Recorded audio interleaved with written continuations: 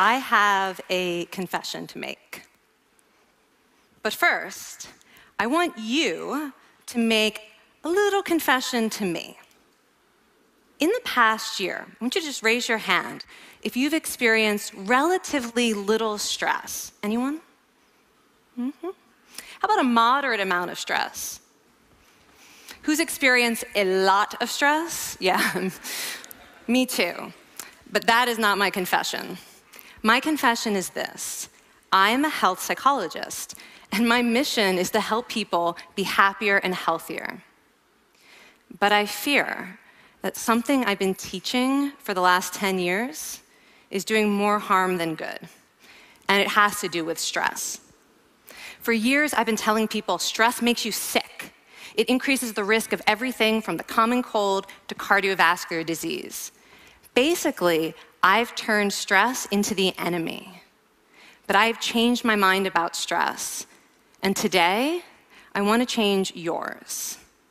Let me start with the study that made me rethink my whole approach to stress. This study tracked 30,000 adults in the United States for 8 years, and they started by asking people, how much stress have you experienced in the last year? They also asked, do you believe that stress is harmful for your health? And then they used public death records to find out who died. Okay. Some bad news first. People who experienced a lot of stress in the previous year had a 43% increased risk of dying. But that was only true for the people who also believed that stress is harmful for your health. People who experienced a lot of stress but did not view stress as harmful were no more likely to die. In fact, they had the lowest risk of dying of anyone in the study, including people who had relatively little stress. Now, the researchers estimated that over the 8 years they were tracking deaths, 182,000 Americans died prematurely, not from stress, but from the belief that stress is bad for you. That is over 20,000 deaths a year. Now, if that estimate is correct, that would make believing stress is bad for you the 15th largest cause of death in the United States last year, killing more people than skin cancer, HIV, AIDS, and homicide. You can see why this study freaked me out. Here I've been spending so much energy telling people stress is bad for your health. So this study got me wondering, can changing how you think about stress make you healthier? And here the science says yes. When you change your mind about stress, you can change your body's response to stress. Now, to explain how this works, I want you all to pretend that you are participants in a study designed to stress you out. It's called the social stress test. You come into the laboratory, and you're told you have to give a 5-minute impromptu speech on your personal weaknesses to a panel of expert evaluators sitting right in front of you. And to make sure you feel the pressure, there are bright lights and a camera in your face, kind of like this. And the evaluators have been trained to give you discouraging nonverbal feedback, like this.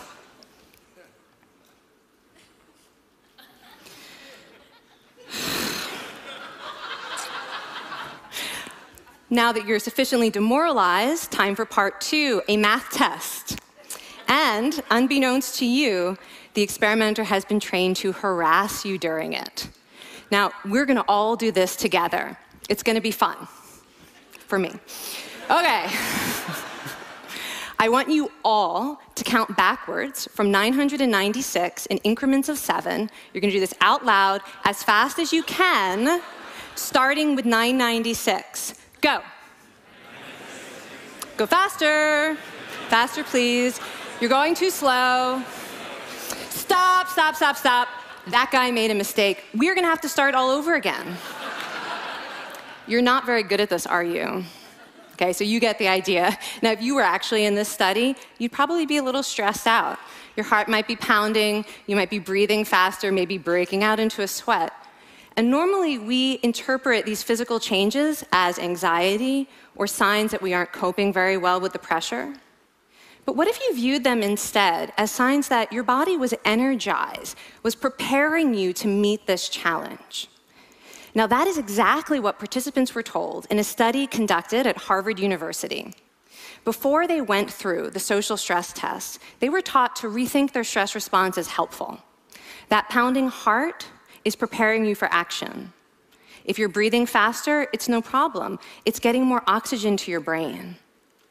And participants who learned to view the stress response as helpful for their performance, well, they were less stressed out, less anxious, more confident.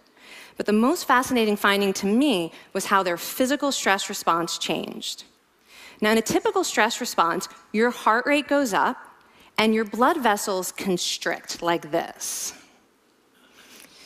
And this is one of the reasons that chronic stress is sometimes associated with cardiovascular disease. It's not really healthy to be in this state all the time. But in the study, when participants viewed their stress response as helpful, their blood vessels stayed relaxed like this. Their heart was still pounding, but this is a much healthier cardiovascular profile. It actually looks a lot like what happens in moments of joy and courage. Over a lifetime of stressful experiences, this one biological change could be the difference between a stress-induced heart attack at age 50 and living well into your 90s. And this is really what the new science of stress reveals, that how you think about stress matters. So my goal as a health psychologist has changed. I no longer want to get rid of your stress. I want to make you better at stress. And we just did a little intervention. If you raised your hand and said you'd had a lot of stress in the last year, we could have saved your life. Because hopefully the next time your heart is pounding from stress, you're going to remember this talk, and you're going to think to yourself, this is my body helping me rise to this challenge. And when you view stress in that way, your body believes you, and your stress response becomes healthier. Now, I said I have over a decade of demonizing stress to redeem myself from. So we are going to do one more intervention. I want to tell you about one of the most underappreciated aspects of the stress response. And the idea is this: stress makes you social. To understand this side of stress, we need to talk about a hormone, oxytocin.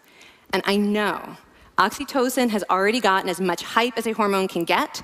It even has its own cute nickname, the cuddle hormone, because it's released when you hug someone. But this is a very small part of what oxytocin is involved in. Oxytocin is a neurohormone. It fine-tunes your brain's social instincts. It primes you to do things that strengthen close relationships. Oxytocin makes you crave physical contact with your friends and family. It enhances your empathy. It even makes you more willing to help and support the people you care about. Some people have even suggested we should snort oxytocin to become more compassionate and caring. But here's what most people don't understand about oxytocin. It's a stress hormone. Your pituitary gland pumps this stuff out as part of the stress response. It's as much a part of your stress response as the adrenaline that makes your heart pound. And when oxytocin is released in the stress response, it is motivating you to seek support. Your biological stress response is nudging you to tell someone how you feel instead of bottling it up. Your stress response wants to make sure you notice when someone else in your life is struggling so that you can support each other. When life is difficult, your stress response wants you to be surrounded by people who care about you. Okay, so how is knowing this side of stress going to make you healthier? Well, oxytocin doesn't only act on your brain, it also acts on your body. And one of its main roles in your body is to protect your cardiovascular system from the effects of stress. It's a natural anti-inflammatory. It also helps your blood vessels stay relaxed during stress. But my favorite effect on the body is actually on the heart. Your heart has receptors for this hormone. And oxytocin helps heart cells regenerate and heal from any stress-induced damage. This stress hormone strengthens your heart. And the cool thing is that all of these physical benefits of oxytocin are enhanced by social contact and social support. So when you reach out to others under stress, either to seek support or to help someone else, you release more of this hormone, your stress response becomes healthier, and you actually recover faster from stress. I find this amazing that your stress response has a built-in mechanism for stress resilience. And that mechanism is human connection. I want to finish by telling you about one more study. And listen up, because this study could also save a life. This study tracked about 1,000 adults in the United States, and they ranged in age from 34 to 93. And they started the study by asking, how much stress have you experienced in the last year? They also asked, how much time have you spent helping out friends, neighbors, people in your community? And then they used public records for the next 5 years to find out who died. Okay, so the bad news first. For every major stressful life experience, like financial difficulties or family crisis, that increased the risk of dying by 30%. But, and I hope you are expecting a but by now, but that wasn't true for everyone. People who spent time caring for others showed absolutely no stress-related increase in dying, 0. Caring created resilience. And so we see once again that the harmful effects of stress on your health are not inevitable. How you think and how you act can transform your experience of stress.